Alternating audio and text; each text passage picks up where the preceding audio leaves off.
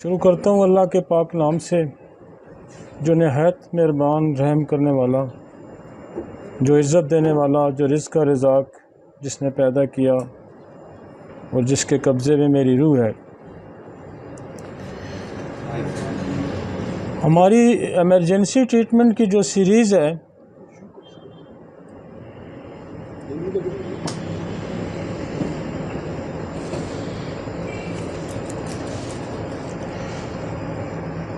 हमारी emergency treatment की जो सीरीज़ है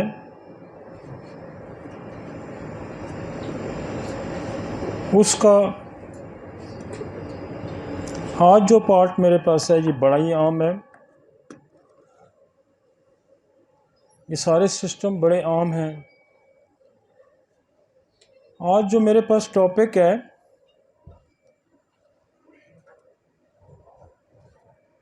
यूरो जेनेटल एमरजेंसी।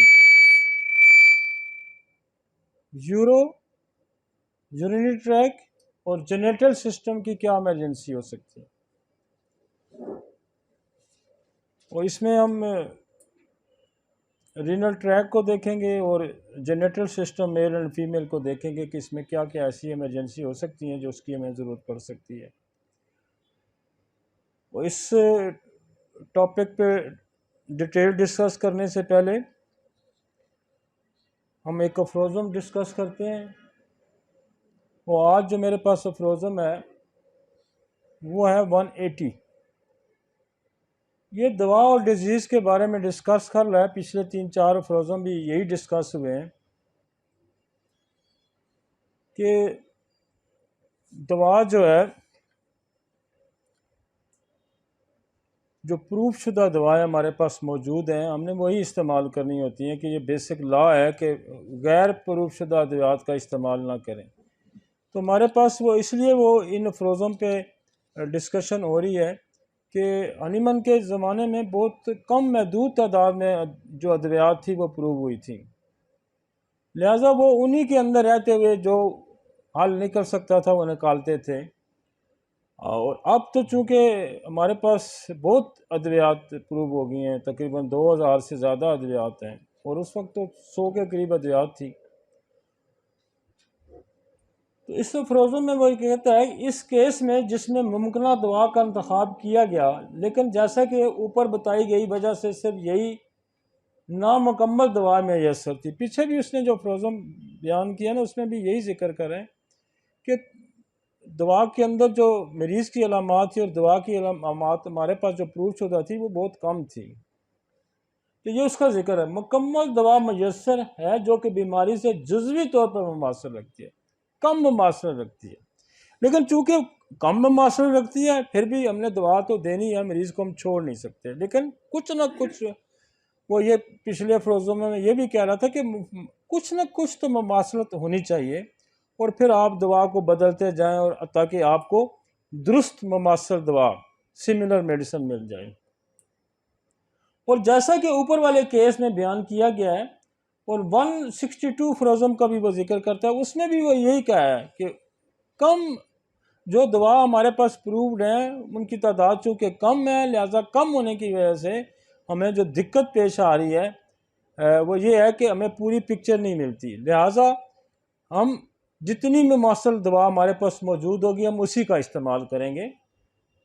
जहाँ अद्वियात की तादाद महदूद तादाद और दवा के इंतखाब को अधूरा बना देती है और अपनी खसूसियत की वजह से इजाफी अलामात पैदा कर देती है। अब चूँकि वो पूरी सिमिलर नहीं होती, कम अलामात उसके अंदर मिलती हैं, तो फिर कुछ वो जब आप दवा को देते हैं तो वो फिर ये क्या करती है कि वो कुछ अपनी अलामात भी ज़ाहिर कर देती है, और जब अपनी अलामात ज़ाहिर करती है तो दवा और बीमारी की अलामात आपस में मिक्स हो जाती हैं, गड़बड़ हो जाती हैं।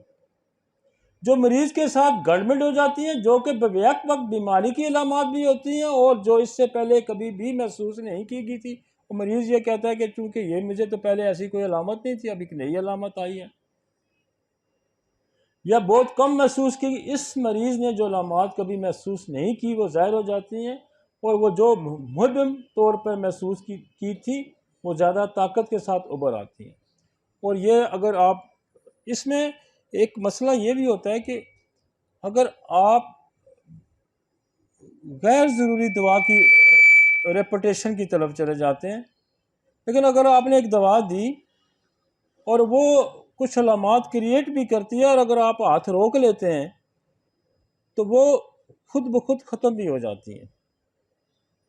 पोटेंसी का यही फ़ायदा है कि वो अलामात कुछ, चूँकि वो मसनूई अलामात पैदा करती है जिस्म के अंदर। यही उसने कहा है ना कि लॉ ऑफ सिमिलर क्या है कि हम मसनूई अलामात पैदा करते हैं और वो मसनूई अलामात जो है वो कुछ अरसे बाद, कुछ टाइम के बाद खुद ही ख़त्म हो जाती है। लेकिन ये तो उन नागज़ीर आलात की वजह से ये अफरोज़म था, लेकिन आज भी वो नागज़ीर आलात, चूँकि अभी भी कायनात के अंदर हज़ारों किस्म की ऐसी अद्वियात हैं जो अप्रूव नहीं हुई। लिहाजा ये चूँकि अफरोज़म जिस वक्त लिखा गया था उस वक्त तो तादाद बहुत ही महदूद थी, लेकिन अब तो तादाद बहुत बढ़ गई है। लेकिन फिर भी जिस किधर भी दुनिया में बीमारियां मौजूद हैं, अद्वियात उतनी प्रूव नहीं हुई है, लेकिन उतनी नहीं प्रूव हुई। तो लिहाजा इस अफरोज़म का लिखने का उसका मकसद यही था कि इससे आप परेशान ना हो, ये ऐसा होता है, लेकिन आप मुमासिल दवा की तलाश में लगे रहें ताकि उसकी दुरुस्त दवा मिल जाए। ठीक है जी। Next topic. आज जो टॉपिक है ये यूरिनरी ट्रैक की और जेनेटल सिस्टम की, चूँकि ये बड़े कोरिलेट होते हैं आपस में, साथ साथ पड़े होते हैं, साथ साथ इनका जो मेन इंटरेस्ट है या ओरिफिस है या जहाँ से यूरिनरी ट्रैक स्टार्ट होता है और जेनेटल ट्रैक स्टार्ट होता है, तो ये आप करीब करीब ही पड़े होते हैं। यहाँ से यूरिथ्रा से और वजाइना से ये गड्ढे शुरू होते हैं और ऊपर निकलते हैं, तो इसलिए हमने इसको गड्ढा रखा है। हालांकि ये स्टडी में अलग-अलग भी पढ़े जाते हैं। तो हमारे पास जो आपके पास एक इमरजेंसी आएगी और बड़ी सीवियर इमरजेंसी आती है, वो आती है एक्यूट रीनल फेलियर। गुर्दे काम करना छोड़ देते हैं, ये बड़ी इमरजेंसी है। और मरीज़ आजकल तो चूँकि डायलिसिस भी आ गए, उनके लिए ये डायलिसिस किया जाता है, लेकिन ये लाइफ थ्रेटेड होती है कि जब आपको गुर्दे काम करना छोड़ दें तो फिर हार्ट पे प्रेशर पड़ेगा, लंग्स पे प्रेशर पड़ेगा, तो ज़िंदगी को बहुत बड़ा ख़तरा होता है। The hallmark of acute renal failure, acute kidney injury progress, azotaemia. Azotaemia क्या कहते हैं, किसको कहते हैं कि जिसमें क्रिएटिनिन यूरिया इंक्रीज कर जाए, इसको एजोटीमिया कहेंगे। तो एक्यूट में क्या होता है कि अचानक जो है गुर्दे का ये जो आपका यूरिया और क्रिएटिनिन है ये रेज कर जाएगा, और ये रेज करना जो है क्योंकि ये ब्लड के वापस ब्लड में जाएगा तो ये पॉइजनिंग इफेक्ट होता है, तो ये फिर इंसान को मार सकता है। Acute renal failure is divided into 3 categories. हम इसको 3 कैटेगरीज में डिवाइड करेंगे। पहली कैटेगरी क्या है कि जो प्री रीनल कॉजेज होंगी, कि गुर्दे की अपनी वजह नहीं है, गुर्दा तो हमारा ठीक है, लेकिन उससे पहले कोई और वजह होगी है जिसकी वजह से गुर्दा खराब हो गया। एक गुर्दे की अपनी वजह है, दूसरी, तीसरी गुर्दे के बाद की कोई वजह हो सकती है कि आपका यूरिन ट्रैक के अंदर कोई मसला हो सकता है, प्रोस्टेट के अंदर कोई मसला होता है, कोई यूरिथ्रा के अंदर कोई मसला हो जाता है, कोई स्टोन ऑब्स्ट्रक्शन हो जाती है। तो ये आपने जब आपके पास रीनल फेलियर का मरीज आएगा ना, तो फोकस ये करना है कि प्री रीनल कॉज क्या हो सकती है। डायरेक्ट गुर्दे की दवाइयाँ फेलियर की अप्लाई नहीं करनी, मतलब आपको समझना है उसको।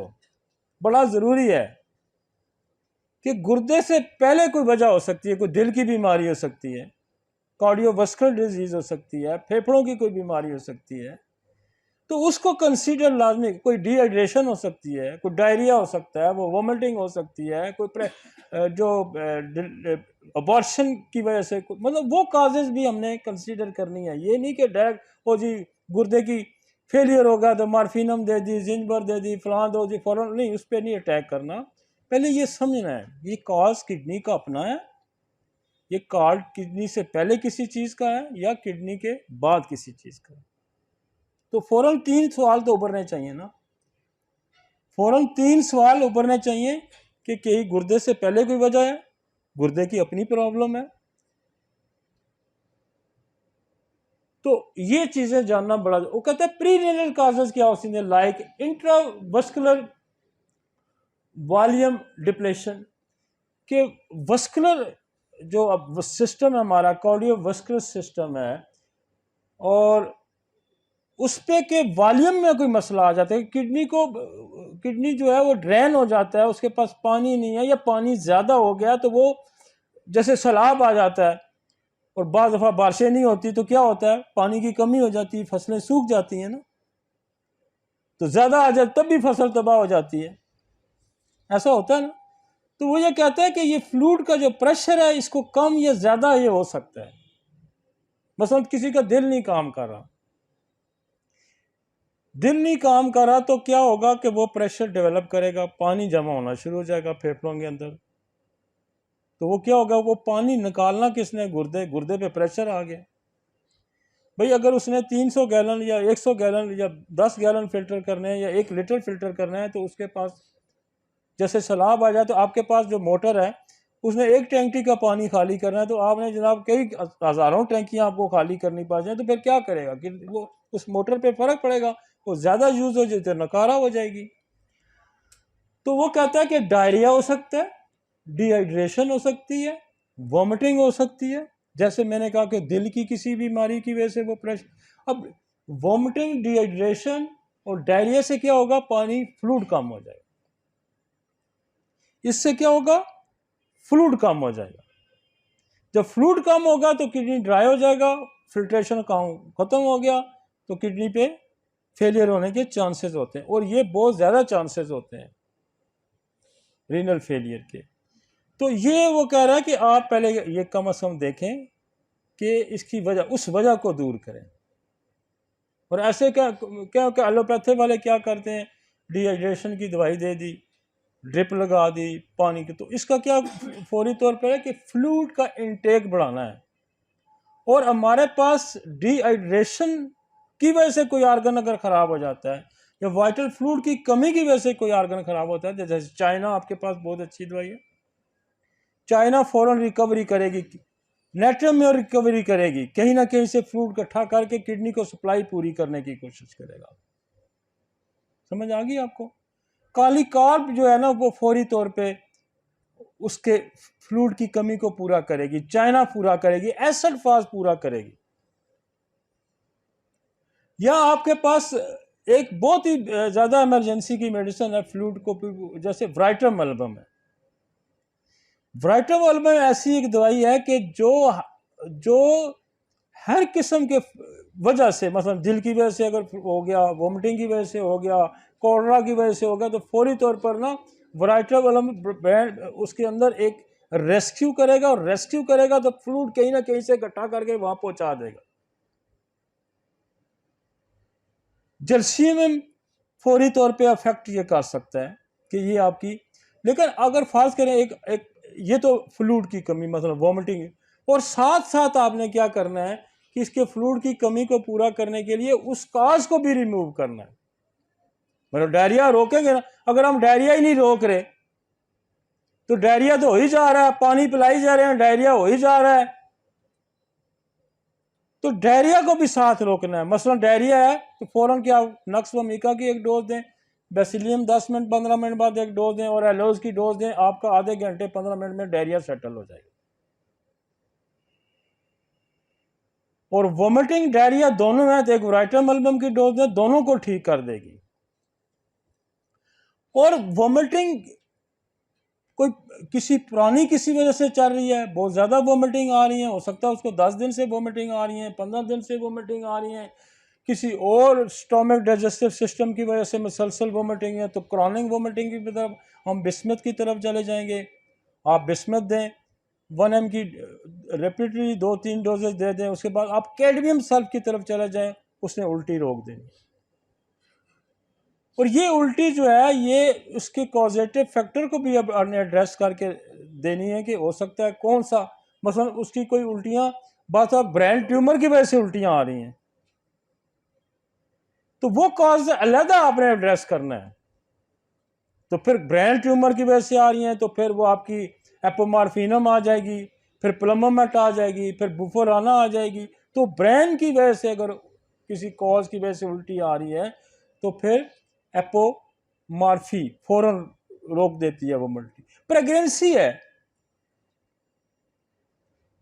है और प्रेगनेंसी के दौरान वोमिटिंग शुरू हो जाती है। तो प्रेगनेंसी की वोमिटिंग की जो दवाइयाँ हैं, ये जैसे बिस्मथ है, कैडमियम, ये प्रेगनेंसी की वोमिटिंग को भी रोक देती है। या सिम्फोरिकार्पस है, एलेट्रस फेरिनोसा है। तो बेसिकली फिर हमने उस उल्टी को भी रोकना है, उस डायरिया को भी रोकना है, तब डिहाइड्रेशन कवर होगी ना।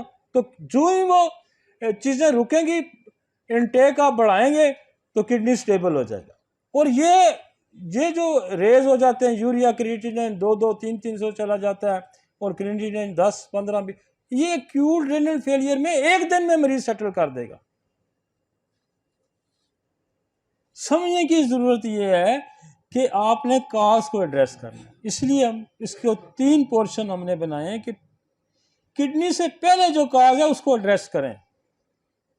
डायरिया है, वोमिटिंग है, वोमिटिंग किस वजह से, उसको रोकना है। डायरिया कोलरा हो गया, किस वजह से, उसको रोकना है। फर्ज करें लॉन्ग टर्म IBS रहता है और बहुत बार मोशन शुरू हो जाते हैं। खौफ है, खौफ की वजह से मोशन शुरू हो जाते हैं, तो जल्दी में दे। तो कहने का मकसद है कि आपने गुर्दे पे अटैक नहीं करना, गुर्दा तो सही है, प्रीरीनल काज को एड्रेस करना है। समझ आ रही है आपको जी? एक डायरेक्ट नहीं जो गुर्दा फेल हो गया, क्रिएटिनिन ज्यादा हो गया, यूरिया ज्यादा हो गया। यूरिया के ज्यादा होने की एक बड़ी वजह भी होती है कि पानी का इंटेक कम होना। मरीज किसी वजह से पानी कम ले रहा है तो फिर भी यूरिया क्रिएटिनिन, जब पानी की इंटेक बढ़ाते हैं फिर भी यूरिया नीचे आ जाता है। तो यहां अब फर्ज करें डिलीवरी होती है, मिस्ड अबॉर्शन होता है, अबॉर्शन होता है, कोई सर्जरी हो जाती है और सर्जरी की वजह से डिहाइड्रेशन हो जाती है, जब बॉडी कोलैप्स कर जाती है, वो भी प्रीरेनल कॉज है। उसमें फौरी आपको एक दवाई काम करेगी, सेट्रोनेशियम कार्ब। मतलब मेरे पास अभी एक पिछले कोई 3-4 महीने पहले केस आया और वो उसके डायलिसिस शुरू हो गए। जब हिस्ट्री ली तो उसने कहा जी मेरी डिलीवरी हुई थी और डिलीवरी से पहले मैं ठीक थी, बस डिलीवरी ही उसके बाद मेरे गुर्दे का काम करने। मैंने उसको सेट्रोनेशियम कार्ब देनी शुरू की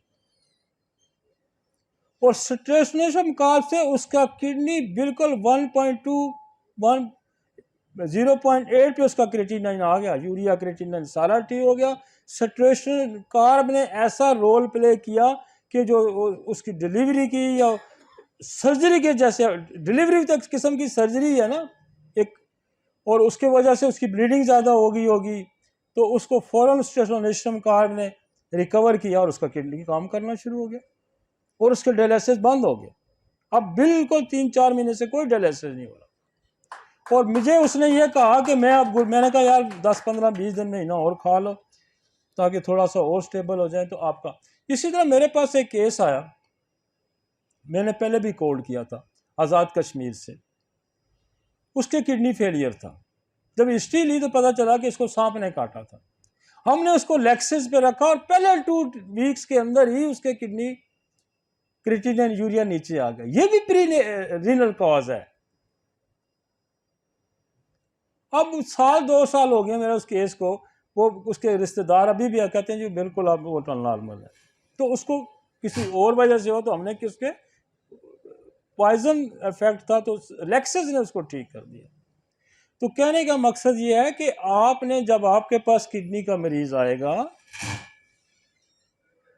तो ये पहला फेस आपने पहले अटेंड करना कि गुर्दा खुद तो ठीक है, गुर्दे को पहले किसने बीमार किया, उस बीमारी को दूर करें ना, उस बीमारी को दूर करना। क्रॉनिक रीनल फेलियर जब आएगा ना, क्योंकि हम एक्यूट को डील करें, क्रॉनिक में कॉजेज कुछ डिफरेंट आ जाएंगी, बढ़ जाएंगी, कुछ हो जाएंगी। समझ आ गया? आपके पास अचानक मरीज आके आता है और कहता है जी गुर्दे खराब हो गए, टेस्ट गुर्दे खराब हो गए, डॉक्टर ने कहा तुम्हारे गुर्दे काम करना छोड़ गए। काम करना छोड़ के इंडिकेशन क्या होगी? उसका क्रिएटिनिन बढ़ेगा, उसका यूरिया बढ़ेगा, उसका यूरिक एसिड बढ़ेगा, और ये तीन चीज़ें, तीन ही इंडिकेटर हैं ऊपर ऊपर को जाएंगे। तो फिर आपने वोमिटिंग कहा जाए तो उसको देखना है, डायरिया कहा जाए तो उसको देखना है, डिहाइड्रेशन की वजह क्या है उसको देखना है, कोई सर्जरी, कोई एक्सीडेंट, कोई शॉक, कोई पॉइजनिंग, उसको कंसिडर करना है। ठीक है जी। और ये बाद दफ़ा विद इन अ डे, 1 2 3 दिन के अंदर, 4 दिन के अंदर, 5 दिन के अंदर ये मरीज सेटल हो जाता है, हफ्ते के अंदर सेटल हो जाएगा। तो प्री रीनल काज कंसीडर करनी है जी। फिर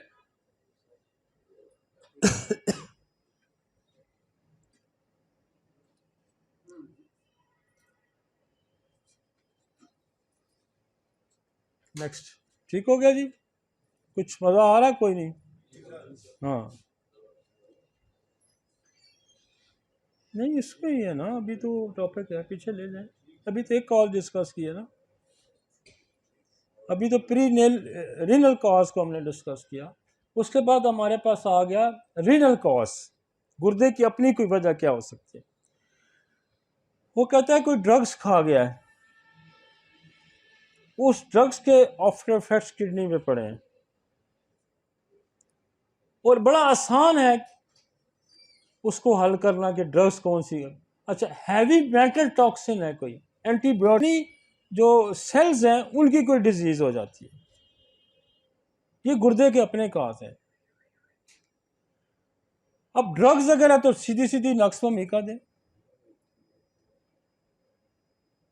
तो वो उसको होम्योपैथिक कोई दवाई खा गया तो उसको एलोज दें, कोई एंट्राकॉन्सेप्टिव खा गया तो सीपिया दें, कोई मेटल खा के कीम से आ गया तो उसको पल्साटीला दें। मेटल के फौरन किडनी पे मेटल के बड़े इफेक्ट आते हैं। जो कुश्ते लोग खाते हैं ना, सेक्स के कुश्ते खाते हैं, ये कुश्ते जो है ना, ये किडनी को तबाह कर देते हैं। कुश्ता जो बनाया जाता था पहले, मैं खुद भी बनाता रहा हूँ। कुश्ता बनाना जो है वो बड़ा एक फन है। किसी मेटल को पहले वाटर की उसमें लेके जाना, पानी की हालत में ले जाना, फिर उसको ड्राई करना, और फिर उसको उसके अंदर से वो सारी खुशखुशाफतें निकल जाती हैं, फिर पाउडर की हालत में रह जाता है, वो सफू बन जाता है। तो बाज लोग इस कुश्ते को, मेटल को सही तरीके से कुश्ता बना नहीं सकते, और वो जो है वो मेटल जो है वो आप जब गोलियों के कैप्सूल की शक्ल में खाते हैं तो वो जाके उसको ड्रेन किसने करना है? गुर्दे ने करना है। उसकी डिटॉक्सिफिकेशन किसने खत्म करनी है? लिवर ने खत्म करनी है। तो ऐसे केसेस में लिवर भी खराब हो जाएगा, गुर्दे भी खराब हो जाते हैं। तो डिटॉक्सिफिकेशन और उसके साइड इफेक्ट्स मेटल को कौन डील करेगा? मेटल के साइड इफेक्ट्स को पल्साटीला डील करेगा। एंटीबायोटिक के साइड इफेक्ट्स को कौन डील करेगा? नक्सवमीका करेगा। और होम्योपैथी से आया हुआ तो कौन डील करेगा? एलोज करेगा। और अगर कोई इंट्राकॉन्सेप्टिव मेडिसिन खा के आया तो उसको कौन करेगा? वो सीपिया करेगी। और अगर आपके ये तीनों चारों अद्वियात भी नहीं काम करती तो फौरन वो दवाई जो उसने खाई है उसको डाइल्यूट करके उसको दे दें। जो भी दवाई उसने खाई है उसको डाइल्यूट करें, 8 10 दफा, 15 दफा, ज्यादा हो सकती है, हो सकता है 12 दफा। आजकल तो बेशुमार अद्वियात जो है वो फार्मेसी, बहुत सारी जो बाहर की फार्मेसी हैं उन्होंने पोटेंसी में बना भी दी हैं। मतलब पेल्सिन बन गई है, पैरासीटामोल बन गई है, बेशुमार अद्वियात, कीमोथेरापी की अद्वियात बन गई। आप कीमोथेरापी करके अगर आ गया है वो भी तो दवा है, तो उसके लिए आप सोल दे सकते हैं, उसके लिए कैडमियम सल्फ दे सकते हैं, और ये काम करती हैं। अगर खुदा ना खास्ता ये नहीं काम कर, नक्स भी दे सकते हैं, तो फौरन उसी दवाई को डाइल्यूट करके दे दें। ये कोई इसकी वो चूंकि प्रूविंग में आ गई है ना वो दवाई, बेसिक प्रिंसिपल क्या कि दवा आपने प्रूव देनी है, तो जब उस दवाई के साइड इफेक्ट्स भी प्रूविंग है भाई, उसके मुज़र असरात भी प्रूविंग है। जब आप कोई दवाई खाते हैं और जिस्म पे कोई अलामात जाहिर करती है, उसी बेस पे हम उस दवा को दे सकते हैं ना, यही कानून है ना। जो प्रूविंग का कानून क्या है कि वही दवा, जो दवा किसी जिस्म के अंदर खराबी करती है, वही पोटेंसी में उसको ठीक करती है। Every action has equal and opposite reaction. तो उसको आप डिल्यूशन में देंगे तो मसला हल हो जाएगा। अब गुर्दे के अपने मसाइल हो सकते हैं। गुर्दे के अपने मसाइल कैसे हो सकते हैं कि जो उसके सेल्स एंड टिश्यू है वो डैमेज होने शुरू हो जाए, बस ऑटोइम्यून डिजीज में हो सकते हैं। और इन सेल को भी वजह जान के कि हो सकता है किसी की फैमिली में ट्यूबरकुलोसिस की हिस्ट्री आ रही हो, किसी की फैमिली में साइकोटिक हो, किसी को सिफिलिस हो, तो वो एलिमेंट कंसीडर करके मियाज़मेटिक दवाई दें। और इसके लिए फिर हमें मार्फिनम है हमारे पास, इसके लिए हमारे पास जिंजबर है, इसके बाद के लिए हमारे पास प्लमोमेट है, इसके के लिए हमारे पास क्यूप्रम आर्स है, इसके लिए हमारे पास यूरिक एसिड है। अगर यूरिक एसिड जिसका इंडिकेटेड है हाई है तो दो दवाइयाँ बड़ा अच्छा काम करती हैं। यूरिक एसिड भी पोटेंटाइज होकर आ गई है, आप यूरिक एसिड की एक डोज दे दें, आप आर्टिका यूरन दें, आप लिथियम कार्ब दें, तो उसके लेवल कम हो जाएंगे। और ग्रेजुअली किडनी अपना फंक्शन रिड्यूस कर रहा है और उसकी वजह से एक्यूट रीनल फेलियर में प्लमोमेट फौरन रिकवरी देगा, ओपियम फौरी सेल्स के अंदर कैपेसिटी बढ़ा देता है। और मार्फिनम तो एकदम ले आएगी। आप अगर सीएम की डोज देते हैं तो with in a day, with in 2 days creatinine urea को नीचे लाएंगे। अब बहुत सारे हमारे ये जो टिश्यू के अंदर चेंजेस आ गई हैं, हमारी खुराक में जिंजबर का बड़ा इस्तेमाल करते हैं लोग, स्पेशली जो गाने वाले हैं, अदरक। और अदरक की प्रूविंग ये है कि वो गुर्दे फेल करती है। मैं बेशुमार गाने वालों को जानता हूं जिनके गुर्दों की वजह से डेथ हुई है। तो जिंजबर जो है वो बहुत अच्छा इसको ठीक करती है, जिंजबर। और आपके एक और आपको दवाई फौरी सपोर्ट करती है, यूरिया पोटेंटाइज फार्म में मौजूद है। और हम तो यूरिया पोटेंटाइज फार्म जिन लोगों को खारिश वारिश साल शुरू हो जाती है तो हम यूरिया देते हैं, उसको बड़ा अच्छा सपोर्ट करती है। इसके अंदर पिछले दिनों मेरे पास कुछ केसेस ऐसे हैं जो कि कार्डियक वेस्कुलर की वजह से, कार्डियक प्रॉब्लम की वजह से जिनके गुर्दे खराब हो जाते हैं, और वो है वाइपरा। वाइपरा बहुत अच्छा काम करती है, नाजा बहुत अच्छा काम करती है, लेक्सिस बहुत अच्छा काम करती है। अगर आप वाइपरा को पढ़ें तो वो हार्ट को भी फेलियर करती है, वो लंग्स के अंदर भी प्रॉब्लम करती है, और वो रीनल फेलियर भी करता है, ये सांप जो है। तो वाइपरा के बड़े अच्छे रिजल्ट हैं। अभी भी मेरे पास एक पेशेंट है और वो उसका चूंकि कार्डियक वेस्कुलर प्रॉब्लम था, हार्ट उसका बहुत कम पंप कर रहा है, और हमने उसको नाजा और वाइपरा पे रखा हुआ है, और उसका अल्लाह का शुक्र है, उसका सांस भी बेहतर है, उसकी गुर्दे भी बेहतर है।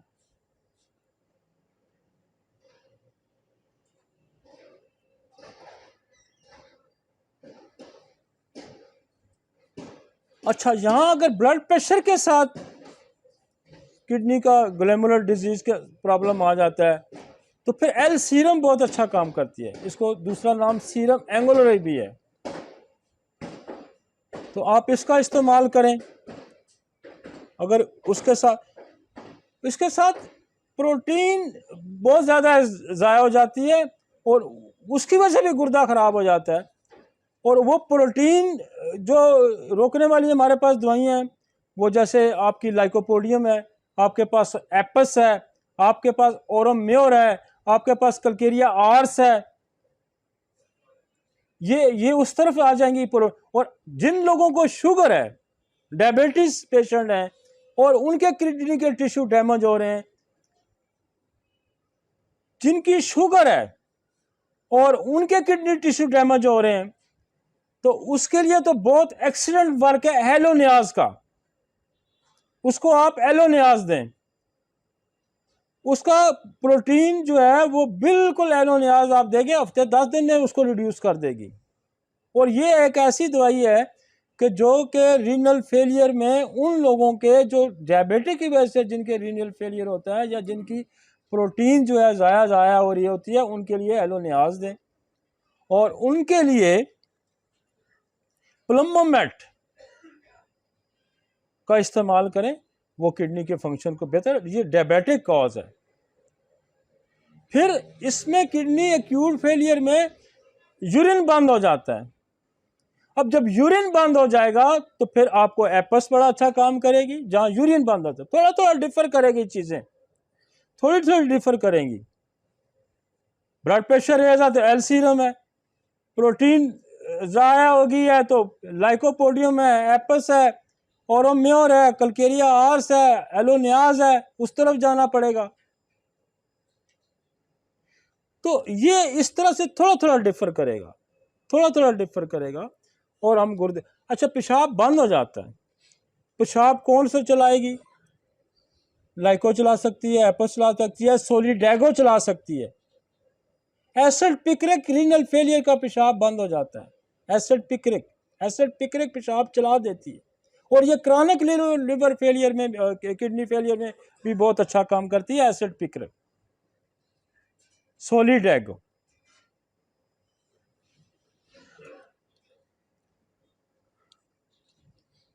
चूंकि मेरा अपना एक, ये हम सिर्फ एक्यूट फेस को डील कर रहे हैं, क्रॉनिक में मैंने नहीं टच कर रहा, हमें इमरजेंसी डील करनी है ना।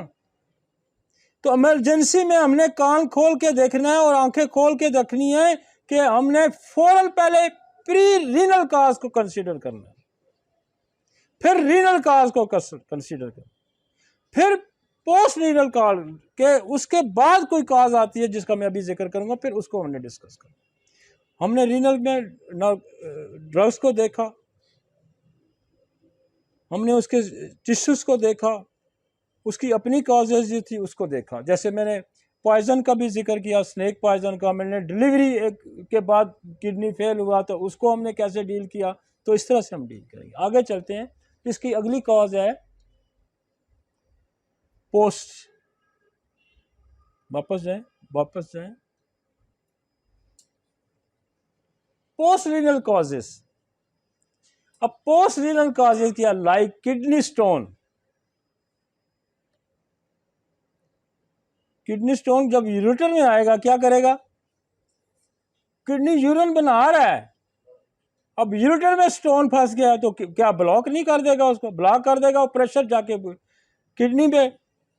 हमारे पिंडी में एक दफा सैलाब आया था, रावल डैम भी खुल गया और इधर लाला लेई भी चढ़ गया। वो जो रावल डैम का पानी था वो यूं क्रॉस कर रहा था, उसने लाला लेई को जब बंद किया ना यूं क्रॉस करके, तो पूरी पिंडी में पानी आ गया। ये कोई 8-10 साल पहले एक सैलाब आया था।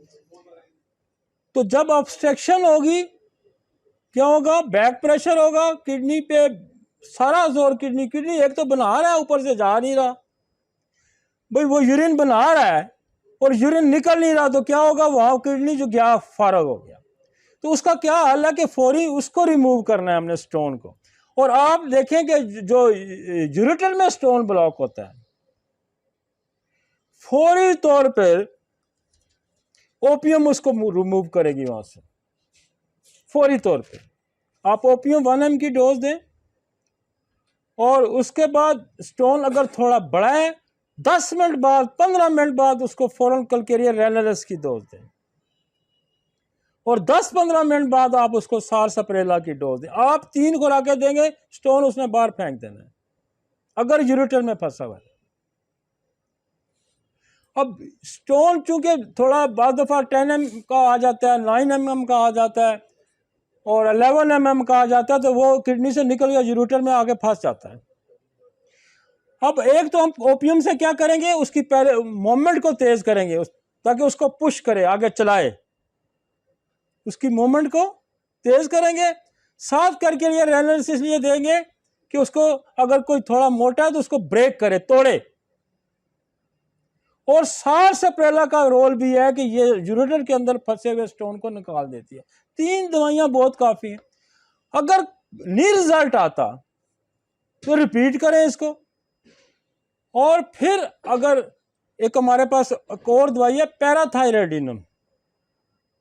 पैराथायराइडिनम जो है वो कैल्शियम के स्टोन को ब्रेक कर देती है, बेसिलिनियम स्टोन को ब्रेक कर देगी। एज ए इंटरकरेंट रेमेडी आप बेसिलिनियम दें 200 में बहुत अच्छा ब्रेक करती है। पैराथायराइडिनम की एक 1 mg की डोज दे दें। में बेशुमार केस होते हैं ना, ये यूरेटर में फंसते हैं, वो तो यूं रिमूव होते हैं कि नाली में काम आया हुआ उसको आपने पुश करना है, उसको ब्रेक करना है, वो वहां से निकल जाएगा। और ये हम बाद दफा, मैं यकीन माने मैंने 4-6 पुड़ियां भेजी होती हैं तो बंदे का आधे घंटे में फोन आ जाता है कि जी क्या निकल गया जी। तो ये जो फार्मूला हमने आपको बताया ना कि ये पहला काम किया कि ओपियम देंगे, ओपियम क्या करेगी, मूवमेंट तेज कर देगी। मूवमेंट भी चाहिए ना मैं, ताकि उसको चलाए वहां से। अगर वो मूवमेंट तेज करती है और किडनी स्टोन थोड़ा बड़ा है और रुकता है तो कलकेरिया कार्प अगले 15 मिनट में जाएगी, उसको तोड़ने की कोशिश करेगी। उसका थोड़ा सा भी कोना खरका कहीं से टूट गया तो उसने मूव कर जानी है। और ये बहुत अच्छा ब्रेक करती है कलकेरिया रैनस। बेसिलिनम बहुत अच्छा ब्रेक करती है 200 में। बेसिलिनम तो जहां कैलकुलस जमा हो जाता है ना, जहां कैलकुलस जमा हो जाता है, चाहे वो दांतों पे जमा हो जाए, कहीं भी जमा हो जाए, आपके दांतों के अंदर कैलकुलस जमा ना, आप 200 की देना, अगले में खुद ही गिरना आपको नजर आएगा। तो कैलकुलस की ताकत को तोड़ देता है बेसिलिनम 200, कलकेरिया रैनस तोड़ देता है।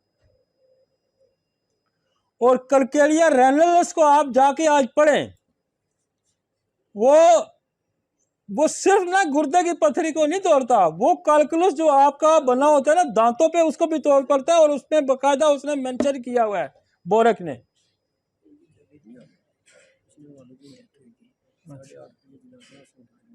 अच्छा ठीक,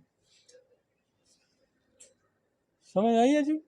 अब ये इमरजेंसी है ना, इस इमरजेंसी को मैंने पिछले दिनों में भी यहाँ हॉस्पिटल में एक बच्ची एडमिट थी, मेरा उस दिन छुट्टी का दिन था, और उसमें उन्होंने कहा जी कि हमारा बच्ची की 8 मंथ की प्रेगनेंसी है और हम बड़े मुश्किल में फंसे हैं, ना उसकी सर्जरी हो सकती है और ना वो यूरेटर में स्टोन फंसा हुआ है।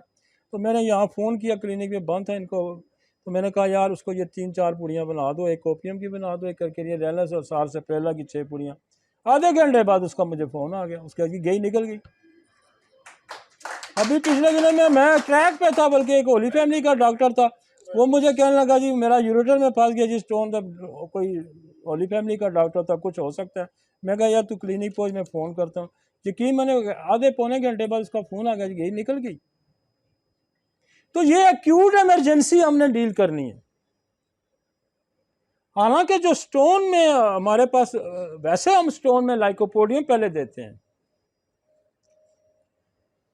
हम पहले लाइकोपोडियम देते हैं, फिर सल्फर देते हैं, फिर हम बर्बरस का इस्तेमाल करते हैं।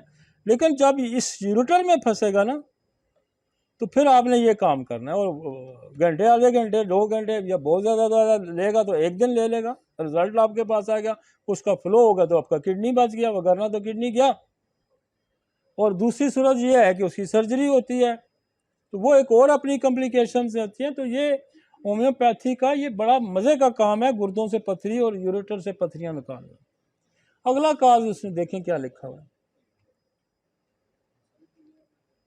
एक तो स्टोन है यूरेटर में, किडनी में। वापस लाएं स्लाइड।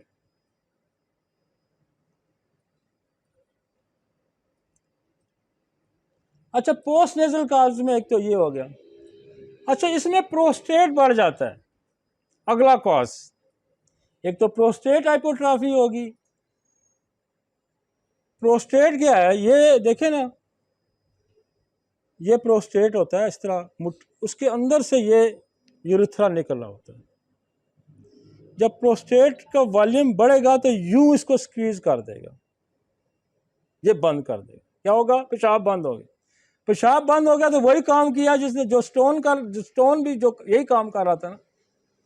और ये हाइपोट्रॉफी जब हो जाएगी प्रोस्टेट की तो क्या होगा, फिर वो भी पेशाब बंद कर देगा, वो भी जब पेशाब बंद करेगा तो क्या होगा, रीनल फेलियर करेगा। तो हमने क्या करना है कि फौरी तौर पे पेशाब हमने चलाना है, तो फेरम पिक्रिक सीएम की एक डोज दें, आप कोनियम की दें, आप सेबल सलोटा सीएम की एक डोज दें, पेशाब चल पड़ेगा। अगर नहीं चलता डिजिटेलस चला देगी, डिजिटेलस 1 हम दे फौरन चला देगी, चीमाफिला चला देती है,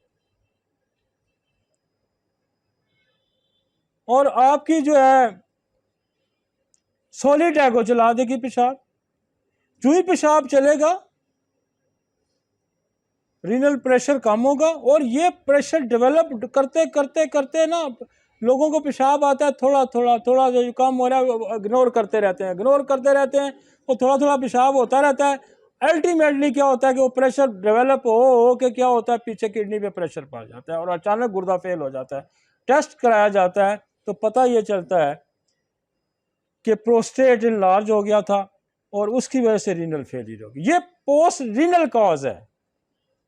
तो हमें 3 कॉजेस को कंसीडर करना है। गुर्दा फेल होने वाला आएगा एक्यूट का, तो पहले देखें रीनल से पहले क्या कॉज थी। डायरिया था, वॉमिटिंग थी, उसकी वजह से पानी की कमी आई तो गुर्दे फेल हो गए। कोई पॉइजन था, कोई कार्डियोवास्कुलर डिजीज थी, उसको एड्रेस करना है। फिर अपने उसके मसाइल हैं, फिर उसको एड्रेस करना है। फिर उसके बाद के मसाइल हैं। अब देखें, आप बेशक मॉर्फिनम दे दें, आप बेशक उसको जिंजबर दे दें, आप क्यूप्रम आस देते रहें, आप गुर्दे की दवाइयां देते रहें, वो यार आपने काज आगे उसकी और पड़ी है, उसके तो पथरी फंसी हुई है, तो आप गुर्दे फेल होने की उसकी अपनी दवाइयां दे रहे हैं, ये गलत हो रहा है। तो केस को समझ के डील करें। 3 हिस्सों फौरन गुर्दे फेल का केस आ गया आपके पास एक्यूट, तो 3 हिस्सों में फौरन तकसीम करें। पहला काज गुर्दे से पहले कोई वजह होगी है, गुर्दे की अपनी वजह है, और उसके बाद मेरे पास एक केस आया, उसके गुर्दे फेल हो गए, और मेरे पास जो टेस्ट आया बड़ा इंटरेस्टिंग केस है। उसमें प्रोस्टेट हाइपोट्रॉफी थी। अच्छा, मैं उसको प्रोस्टेट की दवाइयां दे ही जा रहा हूं, मैं तो उसको पता नहीं कितनी दवाइयां मैंने ट्राई कर ली, उसको तो टस मस ना हो, और बंदा हाथ से जा रहा है, पेशाब उसका बंद हुआ है। मैंने उसको कहा कि इसका पूरा री एग्जामिन कराओ भाई, जाके उससे एक्सरे से के पूरा डाई से करवाओ कि इसकी कहाँ, एक तो हाइपोट्रॉफी, कोई और मसला तो नहीं है, कोई स्टोन तो नहीं फंसा हुआ। और पता लगा कि उसको यूरिथ्रा का स्ट्रक्चर भी साथ था। अब 2 प्रॉब्लम हो गए, एक यूरिथ्रल स्ट्रक्चर हो गया, नाली तंग होगी, उसने पेशाब बंद कर दिया, और हाइपोट्रॉफी होगी। 2 चीजें, 2 कॉजेज आ गए। मैंने उसको एक डोज में डोरिनम की दी, एक थूजा की दी, एक एसिड नाइट्रेट की दी, और मैंने क्लामेटस उसको दी। वो अगले दिन उसका बेटा दौड़ता तो उसके जी और काम हो गया जी, पेशाब बाबे से चल गया, बाबा रिलैक्स हो गया। तो कॉजेज आगे 3 कॉजेज हैं। अब 3 कॉजेज के अंदर आपने एक भी अगर छोड़ दी ना तो काम खराब हो गया। स्टोन की कॉज है, हाइपोट्रॉफी की कॉज है, और स्ट्रक्चर की कॉज है। और ये स्ट्रक्चर की कॉज जो है ना, ये मैंने देखा है कि सर्जरी से भी नहीं ठीक होती।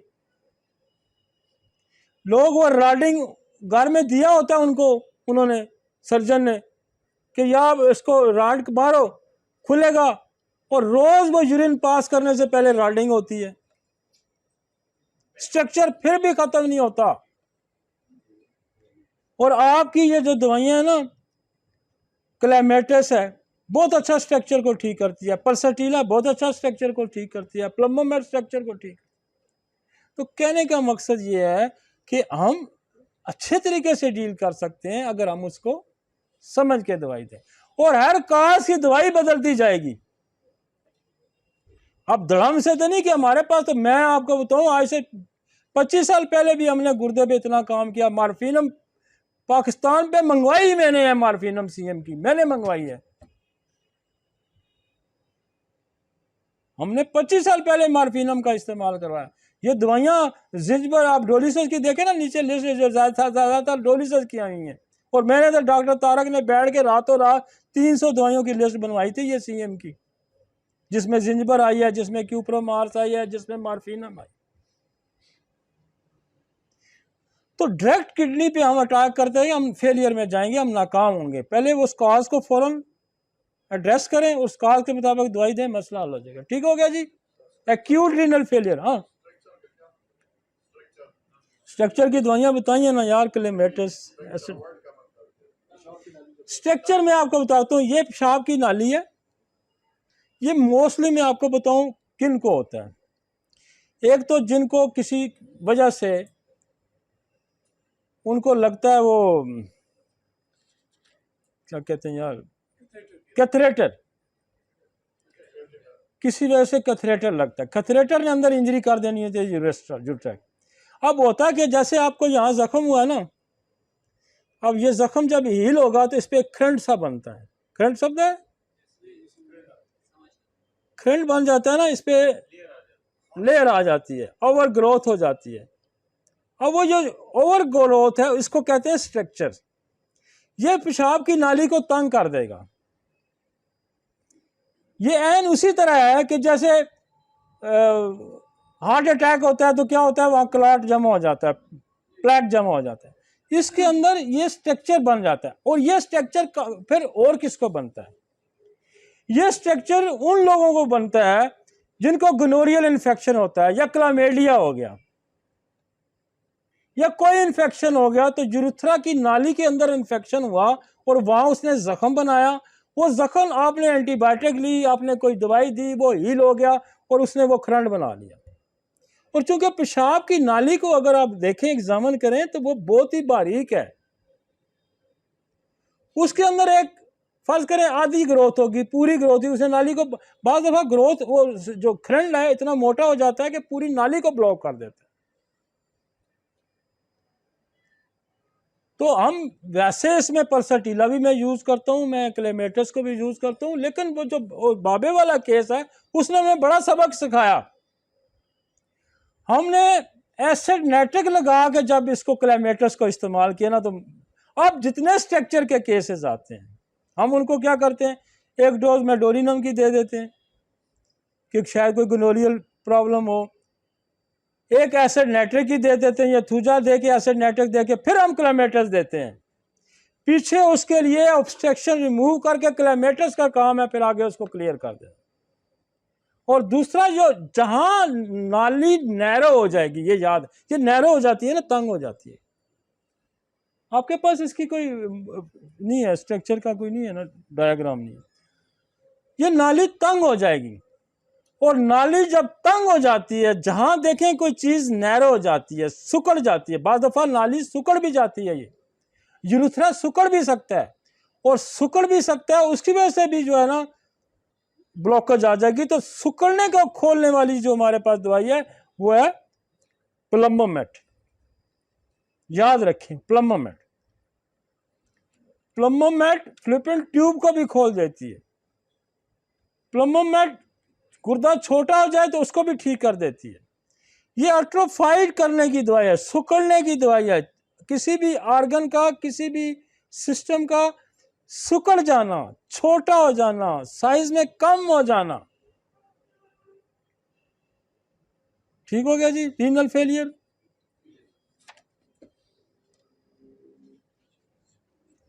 मैं आप ये जो रीनल फेलियर के दुनिया में इतने मरीज हैं ना, इतने मरीज हैं कि अगर आप, मैं तो क्रॉनिक पे अभी गया ही नहीं हूं ना, एक रीनल फेलियर को बंदा समझ के कहे ना मैं गुर्दों का इलाज करता हूं, तो ये गुर्दों के इलाज को दुनिया में बड़ा मुश्किल है। लोग डायलिसिस पे जाते हैं, ट्रांसप्लांट पे जाते हैं, लेकिन यार अगर आप 100 में से 50 भी ठीक करते हैं तो होम्योपैथी की बड़ी कंट्रीब्यूशन है। और ये 100 में से 50 नहीं, 100 में से 80-90 ठीक करती है। अगर आप समझ के दें तो 100 में से 100 भी ठीक हो सकते हैं, लेकिन आप थोड़ा सा भी समझ के दें तो 50% भी अगर दुनिया में गुर्दे के मरीज ठीक कर लेते हैं तो यार आपकी कितनी बड़ी कंट्रीब्यूशन है होम्योपैथी की। तो क्या हम सिर्फ देखो ना, हमें इसके काज को समझना है। उसका पानी कम हो रहा है, पानी क्यों कम हो रहा है? आप उसको दूर ही नहीं कर रहे, आप उसको मार्फिनम दे जा रहे हैं, जिंजबर दे जा रहे हैं, आप क्यूप्रोमाल दे जा रहे हैं, आप और दवाइयां दे जा रहे हैं, खामखा टकरे मार रहे हैं ना। वोमिटिंग हो रही है, उल्टी रोके उसकी, डायरिया उसको डायरिया रोके ठीक हो, तो वो जब ठीक होगा तो गुर्दा पे गया ठीक हो गया। मैंने आपको एग्जांपल दी ना, लेक्सिस को मैंने एक गुर्दा उसके स्नेक ने काटा था, पॉइजन था, तो हमने लेक्सिस दी, उससे ठीक हो गया। उधर स्टर्नेशियम कार्ब दी डिलीवरी के बाद, तो उससे वो ठीक हो गया। तो जो ही वो काज रिमूव करेंगे बंदा आपका ठीक हो जाएगा। नेक्स्ट चलें जी।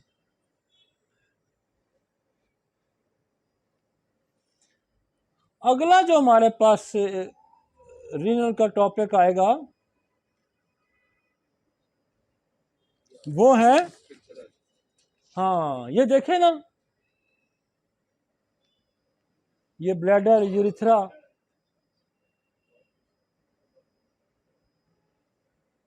वो दे ना यार। अब ये देखें, ये प्रोस्टेट, ये यूरिथ्रा निकल गया, प्रोस्टेट बढ़ा तो इसने ब्लॉक कर दिया। ये कोई और ऑब्स्ट्रक्टेड हुई यहाँ पे यूरेटर में, इसने ब्लॉक कर दिया। ये देखें, ये प्रोस्टेट, और ये यूरेथ्रल स्ट्रक्चर देखा ये देखें, ये यूरेथ्रा है, इसके अंदर ये देखें ना, ये नाली कितनी छोटी हो गई है, साइज कम कर गया। ये यूरेथ्रल स्ट्रक्चर है। यहाँ कोई चीज फंस गया तो उसकी वजह से, ये प्रोस्टेट की वजह से हो गया। समझ आ गई जी?